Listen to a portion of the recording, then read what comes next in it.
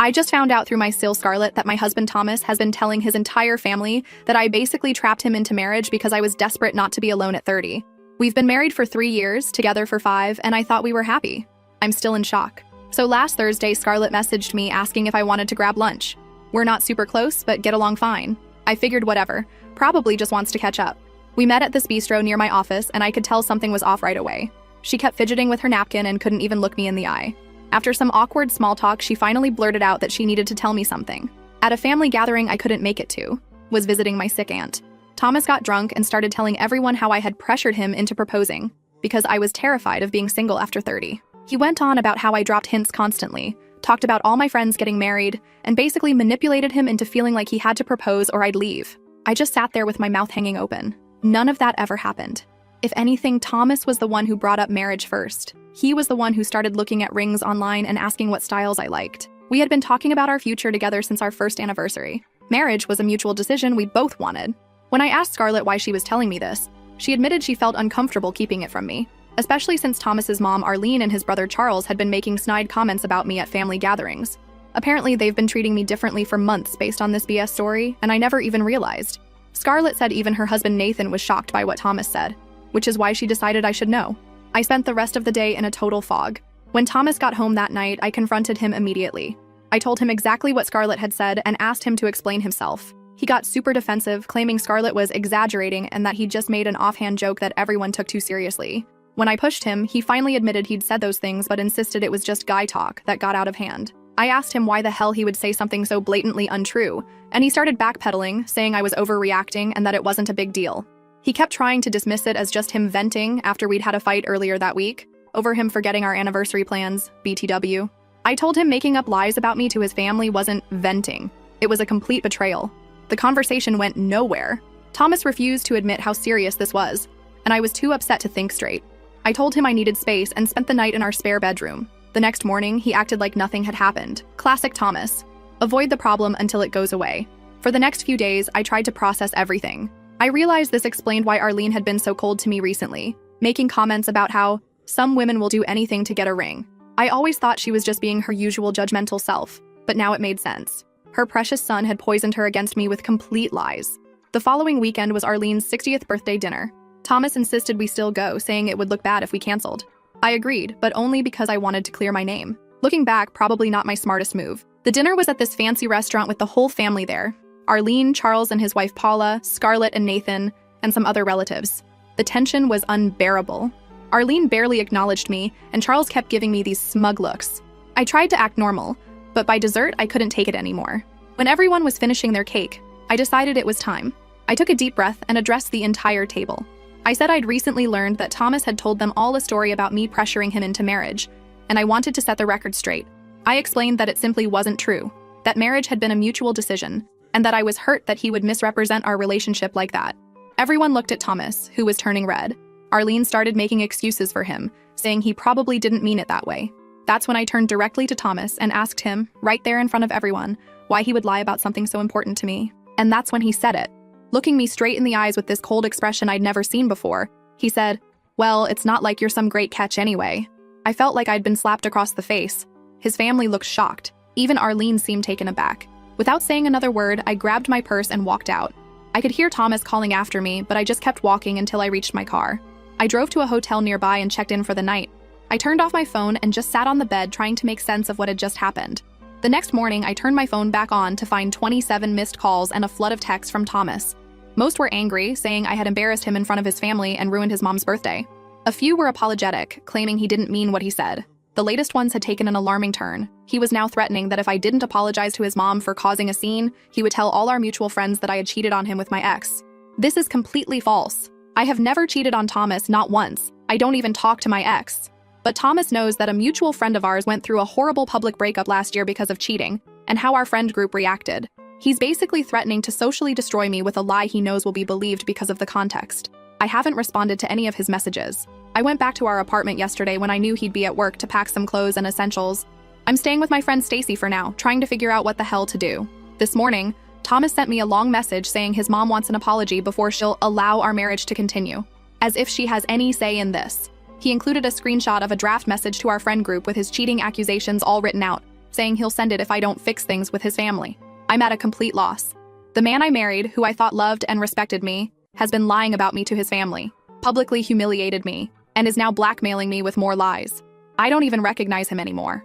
First update. First of all, I want to thank everyone who commented on my original post. I've been staying at Stacy's apartment for almost 2 weeks now.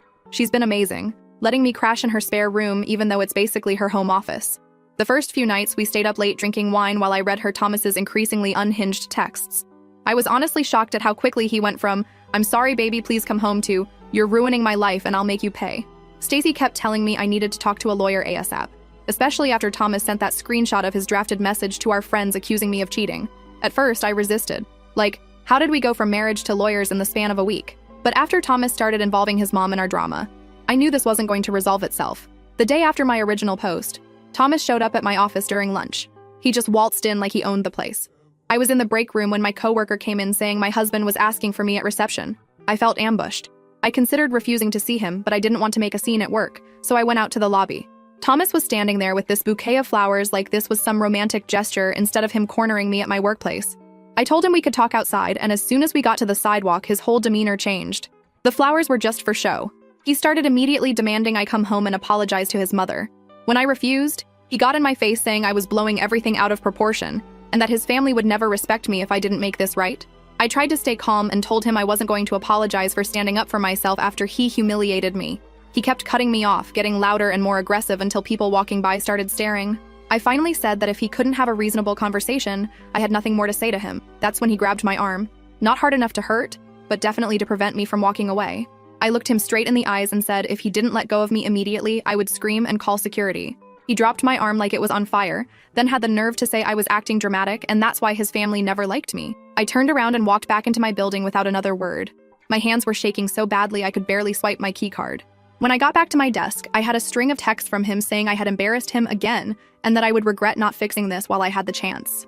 That was the moment I decided to take Stacy's advice and call a lawyer. The lawyer, Paula, not Thomas's sister-in-law, different Paula, was straight to the point. After reviewing the texts and hearing my story, she said Thomas's behavior was following a classic pattern of escalation and that I needed to protect myself. She advised me to communicate only in writing so everything is documented, not meet with him alone under any circumstances, start gathering financial documents and information, consider filing for a legal separation. I felt sick hearing her talk about separation. Despite everything, there was still this part of me that kept thinking, but we're married, we're supposed to work through problems. Paula must have seen it on my face because she said something that really hit me. Marriage is a partnership based on mutual respect. Threatening to spread lies about you isn't respect. It's a violation of trust. That phrase, violation of trust, kept echoing in my head for days. After the lawyer appointment, I sent Thomas a message saying I wanted to meet in a public place to talk about our situation. I suggested Saturday afternoon at a coffee shop near Stacy's place. He agreed surprisingly quickly, which made me suspicious but also hopeful that maybe he'd calm down. I arrived early and picked a table with a clear view of the door. He sat down across from me and immediately launched into this speech about how much he missed me and how we needed to put this misunderstanding behind us. I let him talk, watching as he cycled through what felt like rehearsed lines about forgiveness and moving forward.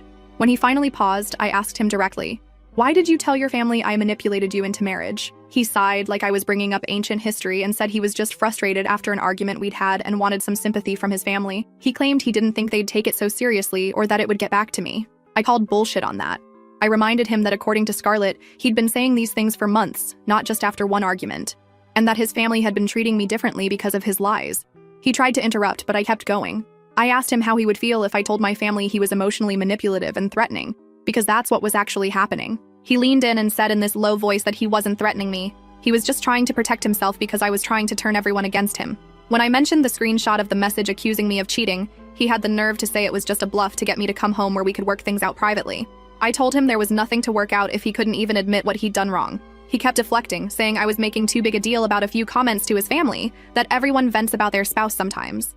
I pointed out that venting is complaining about real things, not making up complete lies that damage someone's reputation. We went back and forth like this for almost 2 hours. Every time I thought we were getting somewhere, he'd twist things around or minimize what he'd done. He refused to acknowledge that threatening to spread lies about me was wrong, insisting he was just desperate to save our marriage. By the end, I was mentally exhausted. As we were about to leave, he told me his mother wanted to have lunch with me to clear the air. I laughed out loud at that. The woman who believes I manipulated her son wants to clear the air? Thomas got annoyed and said Arlene was upset about the scene at her birthday and wanted to make peace. I told him I'd think about it, knowing full well I had zero intention of sitting through a lunch where I'd be expected to apologize for his behavior. The meeting with Thomas left me feeling even more confused and frustrated. The next day, I was scrolling through Instagram when I noticed something odd. Thomas had posted a photo of us from our anniversary dinner last year with a long, emotional caption about working through tough times and being committed to our marriage no matter what. He tagged me in it, which meant all our mutual friends would see it. This pissed me off for two reasons. First, he was creating this public narrative that we were just going through a rough patch but working it out. Second, he knew I would see it and have to either respond or look like I was ignoring his heartfelt message. It was manipulation, plain and simple. I texted him immediately. Take down that post. We are not working through anything until you take responsibility for lying about me to your family and threatening me. He responded saying he was just trying to show me he was committed to us and that I was being unnecessarily hostile.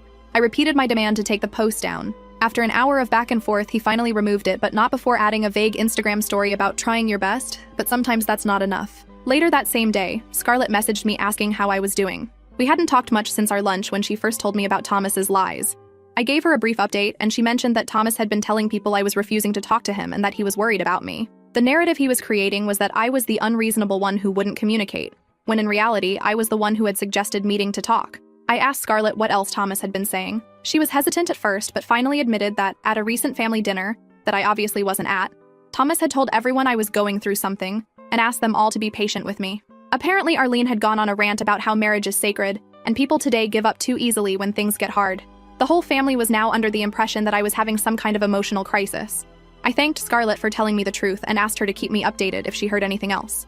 I was grateful to have at least one person in Thomas's family who seemed to see through his manipulation. That weekend, things escalated again. I had arranged to go to our apartment to pick up more of my clothes and some work files I needed. Thomas knew I was coming. We had explicitly discussed the timing, so he wouldn't be there. But when I arrived, not only was Thomas there, but Arlene was too. They were sitting in the living room like they were waiting for an ambush intervention. Arlene stood up as soon as I walked in and started saying how worried they all were about me and how they wanted to help.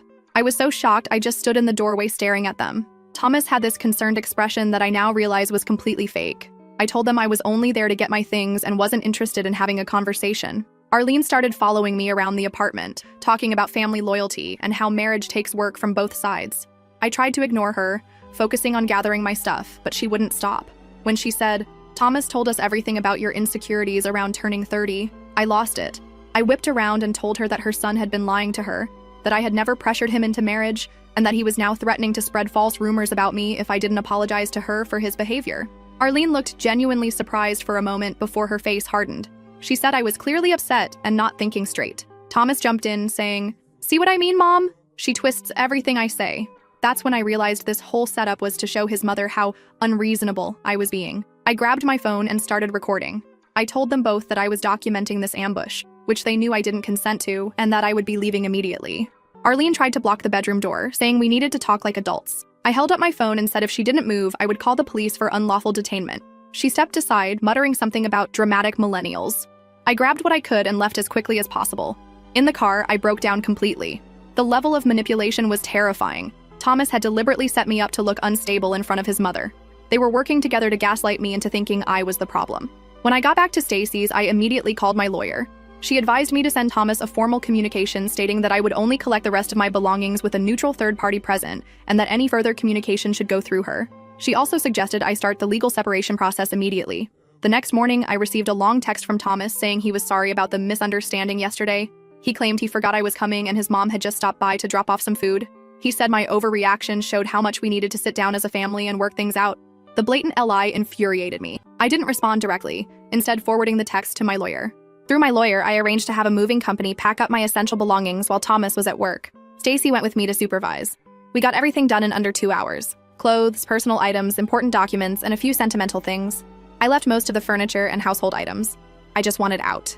I've also decided it was time to move out of Stacy's and get my own place. As generous as she's been, I need my own space to process everything. I found a month-to-month rental that I can move into next week. Thomas doesn't know the address, and I'm going to keep it that way. Yesterday, I received a certified letter from Thomas. Inside was a handwritten letter saying he's been talking with his pastor who helped him realize he's been unfair to me. He claimed he's working on himself and asked for a chance to make things right.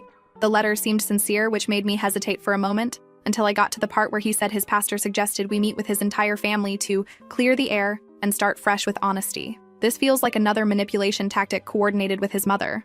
I haven't responded to the letter yet. What pastor would suggest bringing his entire family into our marital issues? It's obviously another setup. Thomas has also started reaching out to mutual friends. Several people have messaged me saying he's been telling them he's worried about me and asking if they've heard from me. He's building this narrative that I'm the one acting irrationally. A few friends have asked me directly what's going on, and I've given them the bare minimum, that Thomas and I are separating and I need some space right now. One of our closest friends, Eva, called me yesterday and told me Thomas had been telling people I was struggling with some personal issues that were affecting my judgment. When she pressed him for details, he was vague but hinted that I might be having some kind of breakdown. Eva didn't believe him for a second. She's known me for years and said I sounded more clear-headed than ever when we talked. She wanted me to know what he was doing behind my back. I'm so angry about this. Thomas is trying to control the narrative by painting me as unstable or irrational, all while pretending to be the concerned, patient husband. It's such a calculated move. If people believe I'm not thinking clearly, they'll dismiss anything I say about his behavior. My lawyer says this is actually common in high-conflict separations. One person tries to undermine the other's credibility to gain sympathy and support. She advised me not to engage in a public back and forth with Thomas, as it would just feed into the drama he's creating. Instead, she suggested I speak privately with the friends I trust most to ensure they know the truth. I spent yesterday afternoon making a few phone calls to my closest friends, explaining the situation without getting into all the ugly details. Most were supportive and said they'd already suspected Thomas's version of events wasn't the whole truth. A couple admitted they'd been uncomfortable with how he talked about me even before all this happened, little comments that seemed harmless at the time but now fit into a pattern. So that's where things stand. I'm moving to my own place next week. I've consulted with my lawyer about the next steps towards separation. Thomas keeps alternating between apologetic messages and attempts to make me look unreasonable to our social circle. Every time I think Thomas can't shock me anymore, he finds a new way to try to manipulate the situation. For now, I'm focusing on one day at a time, getting my own place, figuring out the legal process, protecting myself from whatever Thomas might try next. I'll update again when I have more news. Second update, once again, thank you to everyone for your advice and support. Your comments have been a lifeline during this nightmare. I've read every single one, even if I haven't been able to respond to them all. It's been almost a month since my last update, and things have gotten even more complicated. I moved into my own apartment 3 weeks ago. I didn't tell Thomas the address, but that didn't stop him from finding out anyway. More on that later. The first week in my new place was surprisingly peaceful. I focused on setting up the basics, went to work, came home, and started establishing a routine that didn't involve constantly checking my phone for Thomas's latest manipulation attempt. My lawyer filed the initial paperwork for a legal separation, and Thomas was officially served the documents. I braced myself for the explosion, but it didn't come immediately. Instead, Thomas texted me asking if we could meet to discuss the separation like adults. I consulted with my lawyer, who advised me that while I wasn't obligated to meet him, it might help move things along if we could agree on certain terms without dragging everything through lengthy legal proceedings. She suggested meeting in a public place and being clear about my boundaries. I agreed to meet Thomas at a restaurant downtown, busy enough that he couldn't make a scene, but quiet enough that we could talk. When I arrived, he stood up when I approached the table, awkwardly leaning in like he was going to hug me or kiss my cheek. I stepped back and sat down immediately. No way was I letting him touch me after everything he's done. He started with an apology that sounded rehearsed but sincere enough. He acknowledged that threatening to spread lies about me was wrong and said he regretted it. He claimed he'd been in a bad place emotionally and lashed out in ways he wasn't proud of. I listened without interrupting, trying to figure out if he was genuinely remorseful or just saying what he thought I wanted to hear. When he finished, I asked the question that had been burning in me for weeks. Why did he tell his family I manipulated him into marriage in the first place? What could possibly justify that lie? He started talking about how his mother had always had specific expectations for him, who he would marry, when he would settle down, what his life would look like. According to him, when we got engaged, Arlene had expressed concerns that we were rushing things. Instead of defending our relationship, he'd given her a story that would make her feel better, that he was the one being sensible while I was pushing for commitment. I was floored. I asked him if he realized what he was admitting, that he'd thrown me under the bus to appease his mother. He tried to backpedal, saying it was just meant to be a temporary thing until Arlene got used to the idea of us being married. He never expected the lie to grow or for his whole family to treat me differently because of it. I told him that regardless of his intentions, the damage was done. He had betrayed my trust in one of the worst ways possible, and then when confronted, he doubled down with threats and manipulation instead of owning up to what he'd done. He said he knew he'd made terrible mistakes, but he truly loved me and wanted to make things right. He suggested couples counseling, a fresh start, even moving to a different city away from his family's influence if that's what it would take. I told him it was too late for that. The man who humiliated me at his mother's birthday dinner, who threatened to destroy my reputation, who ambushed me with his mother at our apartment, that was the real Thomas, not the charming guy I thought I'd married. He got frustrated then, asking what it would take for me to forgive him. He kept saying everyone makes mistakes and that throwing away a marriage over one bad comment was extreme. I reminded him it wasn't just one comment. It was a pattern of lies, threats, and manipulation, that had been going on for months, possibly longer than I even knew. The conversation went in circles for almost 2 hours. Every time I thought we were making progress toward an amicable separation, Thomas would circle back to reconciliation. He couldn't seem to accept that I was serious about ending our marriage. Finally, I told him I needed to leave, and that any further communication should go through our lawyers. That's when his demeanor changed completely. His face hardened, and he said something that chilled me. "I know where you're living now," and said my new address. I tried not to show how shocked I was. I asked him how he knew that, and he smirked, saying he had ways of finding things out. I later realized he must have followed me home at some point, which was deeply unsettling. I left the restaurant feeling rattled. On the drive home, I called Stacy to tell her what happened. She suggested I speak with the building management about security concerns, which I did the next day. 2 days after our meeting, I received a massive bouquet of flowers at work. The card said, "I'm not giving up on us, T." My coworkers thought it was romantic, but I felt sick. It was like he was marking his territory, showing me he could reach me anywhere.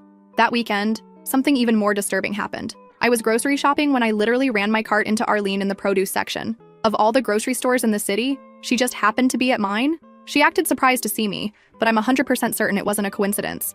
Arlene started talking to me as if nothing had happened, asking how I was doing in that fake, concerned voice. When I tried to politely extract myself, she grabbed my arm and said she wanted to have a mother-daughter talk. I told her I wasn't interested and that if Thomas had put her up to this, they both needed to respect my boundaries. That's when she dropped the act. She told me I was breaking her son's heart over a silly misunderstanding, and that I needed to grow up and work on my marriage. She said divorce wasn't an option in their family and that I needed to stop being selfish. I looked her straight in the eyes and told her that her son had admitted to me he lied to her about our relationship to make her happy. I asked if Thomas had told her that part. She seemed genuinely confused for a moment. I took the opportunity to tell her that while I had once hoped we could have a good relationship, her constant interference and willingness to believe the worst about me had made that impossible. She started saying I was twisting Thomas's words and that I had always tried to come between him and his family. Other shoppers were starting to stare. I told her firmly that this conversation was over, and I left my half-filled cart right there and walked out. When I got to my car, I had 3 texts from Thomas asking why I was upsetting his mother.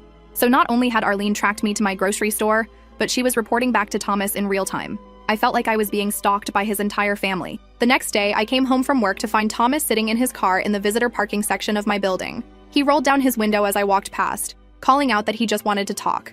I ignored him and went inside, immediately calling the building security. By the time they went out to check, he was gone. This cat-and-mouse game continued for days. Thomas would show up at places he knew I'd be. He'd send messages alternating between apologetic and accusatory. Sometimes he'd claim he was respecting my space, only to appear at my workplace the next day. After a particularly stressful week, I decided to accept an invitation from my friend Eva to spend the weekend at her lake house. I needed to get away from the city and clear my head. I told only Stacy where I was going and made her promise not to tell anyone else. The lake house was exactly what I needed. Peaceful, isolated, with no cell service except near the main road. Eva and her husband Ryder were the perfect hosts, giving me space when I needed it, but also providing company and distraction. On Saturday evening, we were having dinner on the deck when Ryder's phone buzzed. He checked it and his expression changed. He showed the phone to Eva, who looked equally concerned. They were obviously trying to decide whether to tell me something. I asked them what was wrong. After some hesitation, Ryder showed me his phone. It was an Instagram post from Thomas, a throwback photo of me and Thomas at that same lake house from a trip 2 years ago. The caption read, "Missing these perfect weekends with my wife. Hope to recreate this special memory soon." I was stunned. Thomas knew I was at the lake house. The timing was too perfect to be coincidental. He was sending me a message. He knew where I was, even though I'd told almost no one. Eva and Ryder were spooked too. We checked all the doors and windows that night, even though the rational part of me knew Thomas probably wasn't actually at the lake. He was just letting me know that he could track my movements. I tried to enjoy the rest of the weekend, but I couldn't shake the feeling of being watched. On Sunday afternoon, we were packing up to leave when a car pulled into the driveway. My heart nearly stopped until I realized it was just the neighbor coming to borrow something from Ryder. When I got back to my apartment that evening, there was a note taped to my door. It simply said, "We need to talk. This has gone far enough." I recognized Thomas's handwriting immediately. I took the note directly to the building manager, who checked the security footage. Sure enough, it showed Thomas talking his way past the front desk by claiming he was my brother dropping off an important document. The building manager was apologetic and promised to circulate Thomas's photo to all security personnel with strict instructions not to let him in under any circumstances. I thanked him but still felt violated. My own home didn't feel safe anymore. The next morning, Thomas sent me a long text. He said he'd been thinking about everything and realized his approach wasn't working. He apologized for showing up uninvited and for the Instagram post. He said he was having trouble accepting that our marriage was over, but would try to respect my decision. I didn't respond. I'd heard similar promises from him before, only to have him show up at my workplace or apartment days later. For about a week, things were quiet. No texts, no surprise visits, no flowers at work. I started to relax a little, thinking maybe Thomas had finally accepted reality. Then I remembered our wedding anniversary was coming up the following week. Knowing Thomas, he would use it as an opportunity for another grand gesture. I decided to be proactive. I arranged to take the day off work and planned to spend it with Stacy at a spa in a neighboring city, well away from anywhere Thomas might look for me. The night before our anniversary, I had trouble sleeping. I kept thinking about how different my life was from what I'd imagined when we got married. I thought we'd be celebrating our anniversary together, maybe planning for the future. Instead, I was literally hiding from my husband, afraid of what dramatic gesture he might attempt next. Our anniversary came, and I successfully avoided whatever Thomas had planned by being nowhere near my usual locations. Stacy and I had a relaxing day at the spa, and I kept my phone off the entire time. When I finally turned it back on that evening, I had dozens of notifications. Messages from Thomas, of course, but also from mutual friends asking if I was okay. Apparently, Thomas had gone to my office with an enormous bouquet and a photographer, planning to recreate our first date during my lunch break. When I wasn't there, he'd made a scene, demanding to know where I was and accusing my co-workers of hiding information from him. Security had eventually escorted him out. He'd also posted a long public message on Facebook about fighting for our marriage and not giving up on love, tagging me and dozens of our friends. The post included private details about our relationship that made me cringe with embarrassment. I was mortified but also angry. Thomas was using public spectacle to pressure me, knowing how much I hate being the center of drama. It was manipulation, pure and simple, designed to make me so uncomfortable that I'd give in just to make it stop. I spent that evening responding to concerned messages from friends, trying to explain the situation without getting into all the ugly details.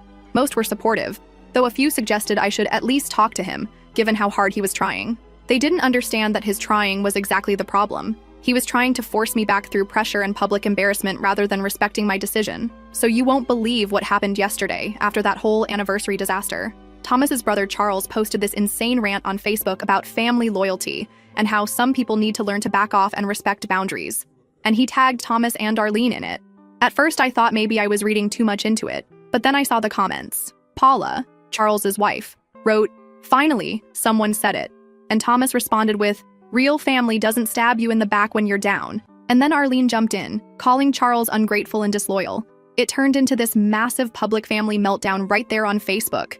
Apparently what happened is, Charles found out Thomas had been going through his phone trying to find my new address, and when Charles confronted him, Thomas flipped out and told Arlene that Charles was taking my side against the family. Arlene then called Charles's house at like 2 a.m., screaming about how he was betraying his brother when Thomas needed support. Stacy's cousin works with Paula and texted Stacy screenshots of everything before they deleted it all. Thomas apparently showed up at Charles and Paula's house drunk at midnight, demanding they help him fix things with me. When they refused, he started accusing Charles of always being jealous of him and trying to sabotage his relationships. The whole thing exploded into this huge family civil war with people taking sides. Even Arlene's sister jumped in, saying Arlene needed to stop enabling Thomas's obsessive behavior. Her words, not mine. "I'm sitting here watching their entire family implode over my marriage, while Thomas keeps making himself the victim. It's actually terrifying seeing how quickly his mask dropped with his own family when they wouldn't go along with his plan. If he's willing to destroy his relationship with his brother over this, what would he do to me if I went back?" The weirdest part is I haven't had to do anything. They're all turning on each other without any input from me. Thomas's manipulation is finally backfiring, and it's honestly both satisfying and scary to watch. I'll update again if anything significant happens. Thanks again for all your support. You guys have honestly kept me sane through this whole nightmare. Final update. Okay, so it's been 2 months since my last post and a lot has happened, so here's the finale to this whole nightmare with Thomas. After that whole Facebook meltdown with his family, Thomas went completely silent for like a week. No texts, no stalking, nothing. I was starting to think maybe he'd finally backed off when I got served with divorce papers at work. Yes, he filed first. After months of refusing to accept it was over and stalking me across the city, he suddenly decided to be the one to file. At first I was confused as hell, but then my lawyer called saying Thomas wanted to do a quick, uncontested divorce, where we'd basically just split everything 50-50 and be done with it. After all his dramatic fighting for our marriage bullshit, he suddenly wanted out ASAP. My lawyer was suspicious but said if he was being reasonable, we should take the opportunity. 2 days later, I found out why the sudden change. Thomas had started dating someone new already, some girl from his gym. He'd posted a photo with her on Instagram with the caption, "Sometimes the universe has other plans." Like he wasn't just obsessively trying to get me back days earlier. The audacity of this man is truly unbelievable. Honestly, I was fucking relieved. I signed those papers so fast my lawyer was like, "Maybe read them first?" But they were exactly what she said. 50-50 split, no alimony, clean break. We were officially divorced 3 weeks later. Thomas even let me keep all the wedding gifts from my side of the family without arguing. The fallout with his family has been wild though. That Facebook fight was apparently just the beginning. Charles and Arlene are basically not speaking anymore after Charles told her she needed therapy for her obsession with controlling Thomas's life. Paula told Stacy's cousin that Arlene actually showed up at the gym to approve of Thomas's new girlfriend. The new girl must have passed the test because now Arlene posts about her constantly, calling her the daughter I always wanted, which is a direct dig at me that I find hilarious rather than hurtful. Thomas texted me last week saying he appreciated how maturely I handled everything, and that he wishes me the best. This from the man who was basically stalking me 2 months ago. I didn't respond because fuck that, but it shows how quickly he rewrote our entire history in his head once he had a new target for his attention. As for me, I just signed a lease on a new apartment across town, got a promotion at work, and have zero interest in dating anyone anytime soon. My lawyer actually helped me draft a cease and desist letter to send if Thomas ever starts his stalking shit again, but so far he's been too obsessed with creating his new perfect relationship narrative to bother with me. Every single one of our mutual friends now knows exactly what happened. Not because I went around telling everyone, though I did tell my closest friends the truth, but because Thomas's behavior was so erratic and public that nobody believes his version of events anymore. So that's it. I'm officially divorced from a man who told his family I manipulated him into marriage, publicly humiliated me at his mom's birthday, threatened to spread lies about me cheating, stalked me for weeks, and then suddenly moved on like none of it happened. The emotional whiplash of the past few months has been unreal. Looking back at my first post, I can't believe I ever questioned whether I was overreacting. This man and his family showed me exactly who they are, and I'm so fucking glad I got out before wasting any more years of my life with them. Thanks for all your support through this wild ride, Reddit. I couldn't have stayed strong without your advice and encouragement.